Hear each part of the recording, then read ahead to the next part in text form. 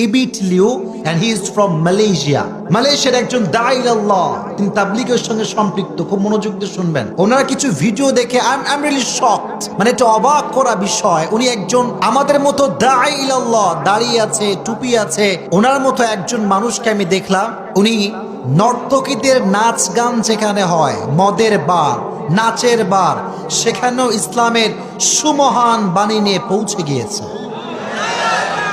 সুবহানাল্লাহ আসতে পড়লেন যে, দাড়িও আছে, টুপিও মাথায় আছে, সোজা নারীদের নর্তকীদের নাচের যে আড্ডাখানা সেখানে ঢুকে গিয়েছে।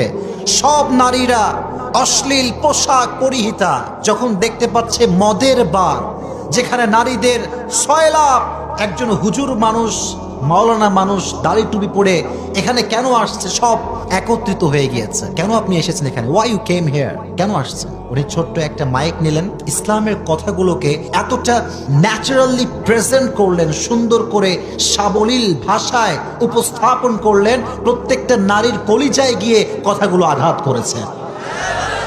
এত সুন্দর করে বুঝিয়েছে যে নারীগুলো পতিতা, যে নারীগুলো নেচে বেড়ায়, গেয়ে বেড়ায়, সবাই তাদেরকে দূর দূর করে দাঁড়িয়ে দেয় যে তুই তো গুনাহগার বান্দি, এদেরকেও ইসলামের কথা পৌঁছে দেওয়ার দরকার আছে না নাই? উনি এত সুন্দর কথা বলেছেন। ওই স্পটে, ওই জায়গাতে সমস্ত নারী হিজাব পরিধান করে পর্দানিশীল নারী হয়ে গিয়েছে। আবার ওনাকে দেখলাম যে উনি পৌঁছে গিয়েছেন নেশাখোরদের আড্ডাখানা, যেখানে সব মদখোর, গাঁজাখোর, বিড়িখোর সব একসঙ্গে বসে আছে। আমি অবাক হলাম তাদের চুলগুলোর যে অবস্থা, আপনারা দেখলে অবাক হয়ে যাবেন।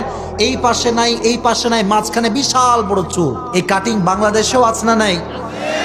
পুরো লুকটাই চেঞ্জ করে ফেলে। আল্লাহ যে চেহারা তোমাকে দিয়েছে এটা হচ্ছে সবচাইতে সুন্দর চেহারা। সুবহানাল্লাহ পড়লেন না? এই সমস্ত নেশাখোরদের কাছে গিয়েও তিনি ইসলামটাকে এত সুন্দর করে উপস্থাপন করেছেন যে নেশাখোররা নেশা বাদ দিয়ে, মদ বাদ দিয়ে, জুয়া বাদ দিয়ে ইসলামের পথে ফিরে এসেছে। মাশাআল্লাহ। এই জন্য আমরা তো বলি ভাই, পৃথিবীর যেই প্রান্তে হোক ইসলামের কথাগুলো পৌঁছে দেওয়ার যে দরকার, এটা আছে না নাই? আর তুমি সবাইকে ইসলামের বাণী প্রচার করার তৌফিক দিও না? আমিন।